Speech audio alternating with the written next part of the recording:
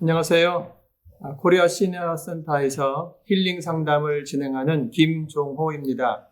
원래 이 시간은 책상에 둘러 앉아서 도란도란 이야기를 나누는 시간인데, 여러분, 제가 바라기는 여러분이 앉아 계신 그 자리에서 마음만은 우리가 한 책상에 둘러 앉아 있다, 이런 생각을 가지고 이 시간 임하시면 참 좋겠습니다. 가까이 오십시오. 요즘 어떻게 지내세요? 주변 시니어 분들 말씀을 들어보면 답답하다, 이런 말씀들을 많이 하십니다. 전에는 그 사랑방 역할을 하던 그 맥도날드, 그곳에 가면 시니어 분들이 많이 모여서 이야기 나누시고 또 커피 마시는 좋은 시간들이 있잖아요. 근데 어디든 이제 식당에 들어가지 못하니까 어디를 가야 되시는가? 그리고 바깥에서 편안하게 앉아서 이야기할 곳도 별로 없고 굉장히 답답하신 거예요. 운동을 즐기던 분들도 운동하면 더 감염 위험이 있다 하니까 운동 모임에도 가지 못하시고, 무엇보다도 이 코리아 시니어 센터에 많은 분들이 오셔서 여러 강의를 듣고 배우는 것, 그것이 내 낙이다, 이런 분들이 참 많으신데 오지 못하시니까 얼마나 힘드시겠어요? 그래서 우리 모두에게 참 큰 시련의 기간입니다. 개인 건강을 지키고 사회 감염을 막기 위해서 이 모임을 제한한 것이 맞긴 하지만 이 시간이 너무 오래 가니까 우리 모두에게 몸과 마음에 또 다른 질병이 생기지 않는가, 이런 걱정이 됩니다. 이번 코로나 기간 중에 받고 있는 그 스트레스들을 제가 각 세대별로 한번 생각해 봤어요. 학생들은 학교를 못 가죠. 집에서 컴퓨터에 앉아서 수업 듣고 그리고 게임하고 또 숙제하고, 심지어는 그 체육 시간 있잖아요. PE 시간. 그때 자기 방에서 푸시업하고 윗몸 일으키기 하는 거를 엄마가 그걸 찍어서 보내야 된다, 이러더라고요. 아이들이 얼마나 답답하겠습니까? 그리고 그 아이들 때문에 붙잡혀 있는 부모님들도 답답하시고, 청년들은 활동 반경 또 하고 싶은 일들이 많은데 어디를 가도 눈치가 보이니까 답답하고, 그리고 일하는 세대, 또 사업하고 직장 다니는 분들의 경제적인 위축은 더 말할 것도 없습니다. 자, 그러는 사이에 우리 시니어 분들의 그 마음 상태, 스트레스는 어떨까라는 것을 생각해 봤어요. 제 생각에는 제일 많이 스트레스를 받으시는 것 같습니다. 왜 그러냐면 평생 가족을 위해서 일하시다가 이제는 좀 쉬고 편하게 계시고 또 가고 싶은데 가시고 만나고 싶은 분들을 만나셔야 되는 이때에 아무 데도 못 가고 또 만나려고 해도 서로 부담이 되는 상황이 돼버리고 말았지 않습니까? 젊은 세대는 또 나름대로 이래저래서 해요. 차도 있고 그리고 앞으로의 살아가는 기회도 있고. 그런데 우리 시니어 분들은 이 기회와 여건이 부족한 상태에서 이 코로나 기간에 이 스트레스가 훨씬 더 크시겠다, 이런 생각이 듭니다. 그렇다고 자식들이나 주변 사람들한테 부담스럽게 느껴질까 봐 자기 하소연도 잘 못하시잖아요. 따로 사는 자녀들 전화 가끔 오면 무슨 말을 할까? 저도 그랬던 것 같아요. 마스크 잘 쓰세요. 밖에 다니지 마세요. 조심하세요. 이런 얘기 자꾸 하죠. 꼭 어린아이들 어린아이들에게 잔소리 하듯이 또 자식들이 전화 오면 그런 얘기는 하고 있고, 전에는 바쁘다고 잘 찾아오지 않다가 이제는 위험하다고 또 찾아오지 못하고, 이런 가운데 시니어들의 외로움, 고독의 문제는 굉장히 심각해지고 있습니다. 제가 아는 분들도 계속해서 호소합니다. 답답해요. 언제 이 코로나가 풀려서 다닐 수 있는지, 답답해서 우라통이 터질 것 같아요. 죽겠어요. 이런 말씀들을 많이 하십니다. 그래서 오늘은 시니어들의 이 외로움 극복이라는 주제로 제가 말씀을 드리려고 합니다. 우리는 언제 외롭다는 느낌을 갖게 되는가? 먼저 그 사전을 보면 외로움이란 동반자가 없는 상태, 다른 사람들로부터 단절되어 있는 것입니다. 그리고 사람들의 방문을 받지 못하는 것, 혼자 있어서 슬프고 쓸쓸하고 황량한 그런 것입니다. 그런 느낌인 거예요. 그래서 결국 외로움이라고 하는 것은 주변 사람들과의 관계가 부족해서 생기는 마음의 병입니다.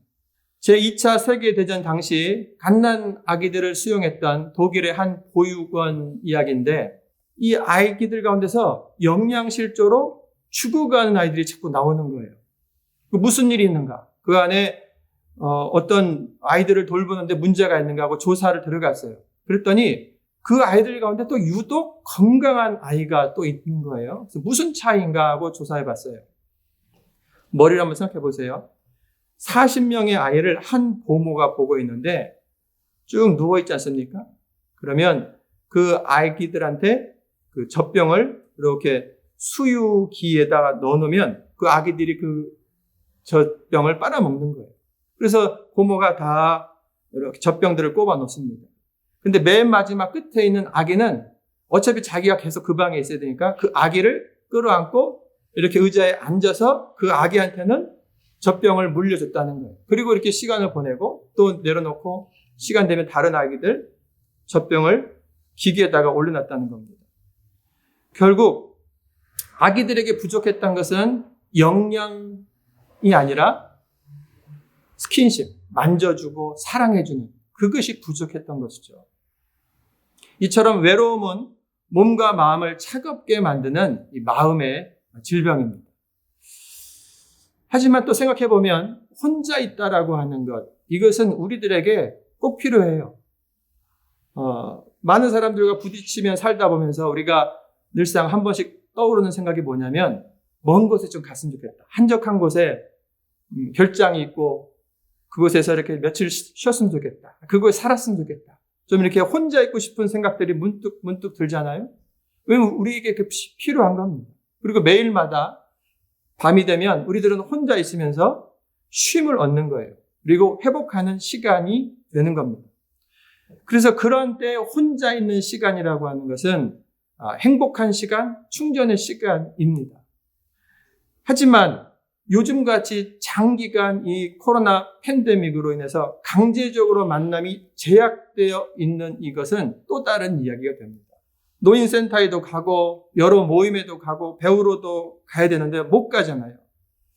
친구들을 만나고 싶은데 저 친구한테, 저 사람한테 바이러스가 있지 않는가 라고 하는 내 걱정도 있고, 또 내가 만나자고 할 때 저 사람이 나를 어떻게 볼 것인가, 코로나 바이러스를 말하기도 그렇고. 그렇죠. 그러다 보니까 어쩔 수 없이 혼자 있는 시간들이 많아지기 때문에 이 시니어들의 이 외로움은 큽니다. 여러분, 요즘에 쓸쓸한 마음, 황량한 마음, 그런 마음이 드는 분은 안 계십니까? 저는 걱정합니다. 왜 그러냐면 그 문제가 마음으로 끝나지 않고 몸으로 또 연결되기 때문에 그래요. 의과학자들은 만성적 외로움이 우리들의 몸에 미치는 영향이 크다고 많은 연구 논문을 발표하고 있습니다.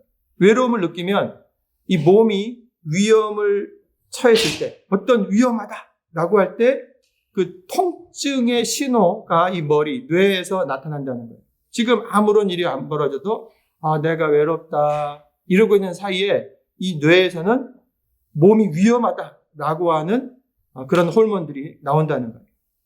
또 외로움은 실제로 우리를 더 차갑게 느끼게 합니다. 춥다. 그리고 실제로 이 피부의 온도가 떨어지기도 합니다. 그리고 잠을 잘 못 자게 하고 무엇보다 치매 위험을 높인다는 거예요. 인지 기능 저하가 빨라지는데 기억력이 저하되고 뇌 노화가 촉진이 되는 거죠. 그래서 치매를 경험하는 그 가능성이 64%나 엄청나게 높습니다. 일반적으로 그냥 즐겁게 다른 사람하고 살아가는 분하고 내가 외롭다라고 느끼는 사람하고 이 치매 그 가능성이 그렇게 차이 납니다. 특별히 우리 시니어 분들에게는 치매가 제일로 싫은 병 아니에요? 제일로 그거 안 하고 내가 지나갔으면 좋겠다라고 하는 병이 아닙니까? 꼭 예방해야 돼요. 그리고 면역력이 떨어집니다. 대학생들, 외롭다고 하는 대학생들, 그 학생들한테 독감 백신 주사를 맞췄는데 항체가 잘 생기지 않더라는 겁니다. 그러면 백신 주사 맞으나 마나죠. 그러므로 여러분들이 외로움 상태로 그대로 계시면 이번에 코로나 백신이 나와서 그것을 맞더라도 항체가 생기지 않는 거예요. 별로 효과가 없는 상태가 돼버리고 마는 겁니다. 그리고 이 외로움은 자연스럽게 병에 걸리기 쉽게 만들고 조기 사망으로 이끈다라고 합니다. 사망할 가능성이 15%나 증가된다는 겁니다. 그러므로 외로움은 삶을 파괴합니다. 외로움의 철학이라는 책에 보면 외로움이 사망에 미치는 영향은 매일 10개에서 15개 비의 그 담배를 피우는 것과 같다. 나는 담배를 안 피더라도 외롭다 그러면 그냥 10개, 15개 담배를 피는 사람하고 똑같다는 거예요. 비만, 그리고 운동 부족이 얼마나 우리들의 몸에 안 좋습니까? 그것보다 더 심각하다라고 말하고 있습니다. 그러므로 외로움을 그대로 방치해서는 안 됩니다. 여러분들 쓸쓸한 감정을 그대로 둬서는 안 됩니다. 그리고 이 코로나 상황이 앞으로도 최소한 수개월 더 간다고 분명히 예상되고 있기 때문에 이 외로움의 문제를 적극적으로 풀어야 합니다. 그래서 외로움을 극복하자라고 하는 차원에서 대안을 이제 찾아보는 거예요. 그런데 외로움을 극복하는 대안, 그러면 뭐 동반자, 함께 있는 사람이 없는 거니까 함께 있는 시간을 만들고 많은 사람을 만나고 가까이 만나고 더 많은 이야기를 하자라고 우리가 대안을 보통 내놓게 될 거예요. 그런데 코로나 기간이네.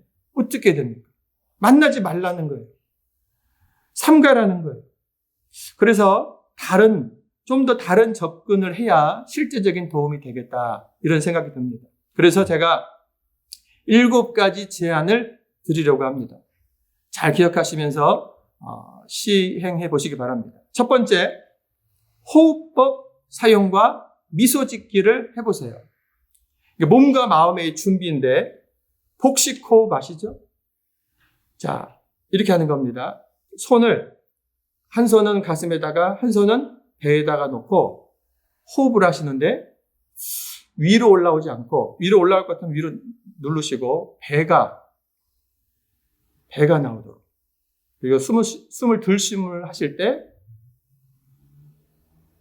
천천히 들이마시고 한 3초 정도, 5초 정도 멈추셨다가 입으로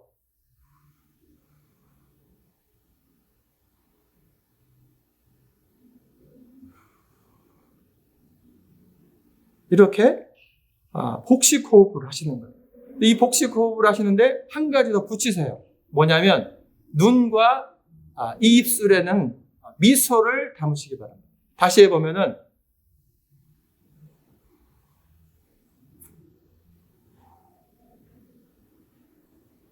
꼭 미소를 함께. 그리고 복식 호흡과 이 미소의 좋은 영향은 말씀 안 드려도 잘 아실 겁니다. 꼭 해보십시오. 많이 하시고 언제라도 하시고 분명히 효과가 있습니다. 상쾌해집니다. 자, 두 번째, 스스로 상담자가 되어 보십시오. 문제를 객관적으로 보게 하려고 하는 건데, 만약에 누군가 여러분에게 외로움을 많이 타는 분이 도움을 호소하면서 찾아왔다고 생각을 해보세요. 그분이 와서 하는 말이, 내가 요즘 외로워서 죽겠어. 머리가 먹먹하고 소화도 안 되고 잠도 안 오고 답답해서 죽을 것 같아 하고 눈물을 막 흘린다고 생각해 보세요. 그때 여러분 뭐라고 말씀하시겠습니까? 혹시 여러분 가운데 그 나이에 다 그렇지 뭐 혼자서 유난을 떠냐, 배부른 줄 알아, 이렇게 말씀하실 분은 안 계실 거예요. 그런데 저는 그런 적이 있어요. 한 번은 연세가 많으신 분들에게 방문을 했는데 그분이 하시는 말씀이, 몸이 여기저기 아프니까 빨리 죽었으면 좋겠어요. 빨리 죽었으면 좋겠어요. 죽겠어요. 자꾸 죽겠다는 소리를 하는 거예요. 그분은 그때뿐만 아니라 보통 그런 말씀들을 많이 하셨어요. 불평조의 말씀. 그래서 제가 그날은 충격요법으로, 그래요, 그러면 제가 기도를 좀 해드릴게요. 예. 그래서 하나님, 이분이 빨리 죽고 싶다고 그럽니다. 빨리 데려가세요. 라고 이렇게 했더니 그분이 깜짝 놀라는 거예요. 무슨 기도를 그렇게 하시냐고. 그래서 제가 바꿔서 좋게 기도를 해드렸습니다. 여러분은 누군가 답답해서 죽겠다고 하면 그렇게 하지는 않으시겠죠. 좋은 말씀, 위로의 말씀을 하실 겁니다. 여러분은 하실 수 있어요. 여러분은 오래 사셨기 때문에 그 오랜 인생 가운데서 이런 때는 어떻게 대답을 해줘야 되는가, 뭐라고 말해야 되는가를 알고 계시단 말이에요. 나름대로의 상담의 그런 지혜들이 있습니다. 그것을 사용하시라는 거예요. 어떻게? 내가 외롭잖아요. 그러면 나 자신을 상담해 주는데 나를 좀 이렇게 둘로 나눠보는 겁니다. 하나는 외롭고 또 스트레스를 받고 있는 나. 또 하나는 상담해 주는 나. 이렇게 한번 나눠보는 거예요. 혼자 있는 시간에. 그리고 문제를 이 상담자인 나에게 솔직하게 표현해 보는 거예요. 내가 상담할 게 있는데, 하고 싶은 말이 있는데, 요즘 너무 외롭네. 자식놈들도 그렇고. 이러면서 여러분들이 그 하고 싶은 말들을 그냥 하세요. 여러분, 솔직한 내면의 소리들을 해보십시오.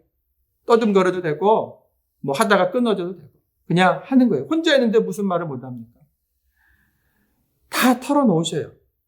자, 그렇게 털어놓으시다가 그 다음에 여러분 자신이 상담해주는 내가 한번 대답을 해보세요.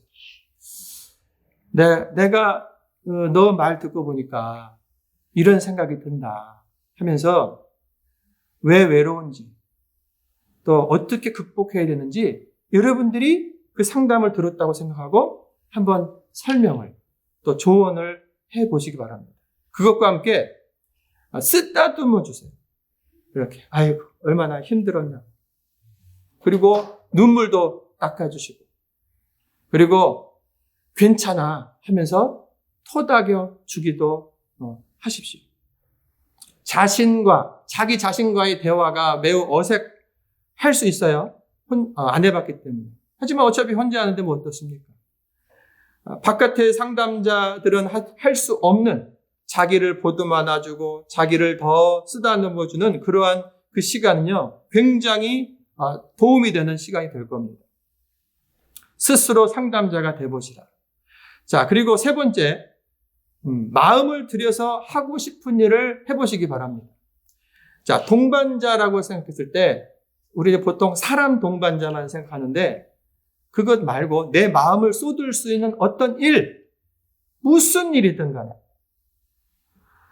여러분, 사람을 가까이 만날 수 없는데 만나지 못하는 사람들만 생각해보면 스트레스가 쌓여요. 근데 이 기간 중에 사람이 아니라 내가 해보고 싶었던 일을 하자라고 하는 겁니다. 배우고 싶었던 것, 나 혼자서 할 수 있는 것, 그냥 하고 싶었던 것. 여러분 유튜브 지금 보고 계시잖아요? 영어 유튜브 그 콘텐츠 많습니다. 그리고 노래도 배우고 그림도 따라 그려보고 또 스마트폰으로 사진도 우리 사진 기사가 된 것처럼 이것저것 찍어보고 책도 읽고 기술도 배우고 어떤 분은 저에게 기타를 가르쳐달라고 하시더라고요. 좋습니다. 악기 배우는 것 그리고 반려동물 또 키워보는 것. 여러분 할 수 있는 게 굉장히 많아요. 내가 사람이 없어서 나를 만나주는 사람이 없어서 대화할 사람이 없어서 나는 너무 슬프다 외롭다 그렇게만 하지 마시고 사람이 아닌 어떤 일 다른 것에도 내 마음을 쏟아서 동반자로 여기면서 함께 할 수 있는 일들이 많다고요. 꼭 해보시기 바랍니다. 어떤 일에 몰입하는 사람은 외로움을 느낄 겨를이 없습니다. 오히려 이 코로나 기간 중에 집중하시면요, 여러분이 상당한 실력자가 될 수 있습니다. 꼭 해보세요.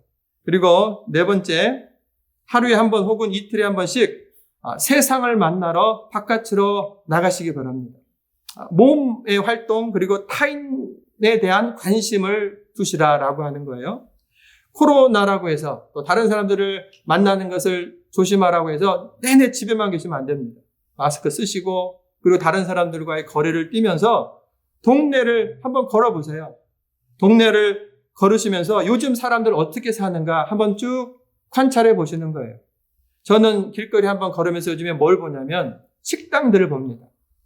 식당들 안으로 들어가게 하지 못하니까 이제는 시에서 허락해줘서 바깥에다가 야외 식탁을 깔고 또 캐노피를 그늘막을 놓고 여러 형태의 모습들이 있잖아요. 보면 아이디어들이 되게 많아요. 그래서 저렇게도 할 수 있구나. 오히려 식당 안에서 먹는 것보다 또 보는 것보다 바깥에서 먹고 바깥을 구경하는 것, 이것이 훨씬 더 좋더라고요. 그래서 열심히 살고 있는 이 젊은 사람들의 모습을 한번 살펴보시고 또 구경할게요.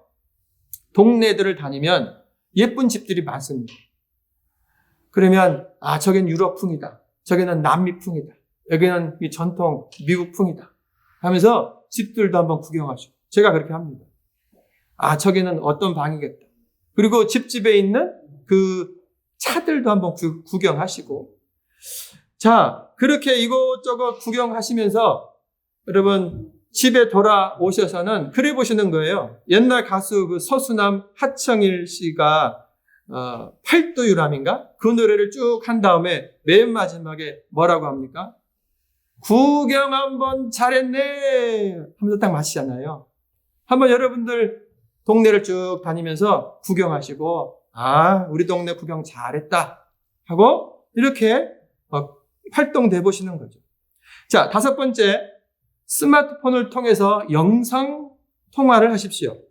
새로운 접근법으로 관계를 맺으시라라고 하는 건데 여러분들이 전화로 통화하시겠지만 이제는 카톡을 사용하시면 얼굴을 보면서 통화할 수 있습니다.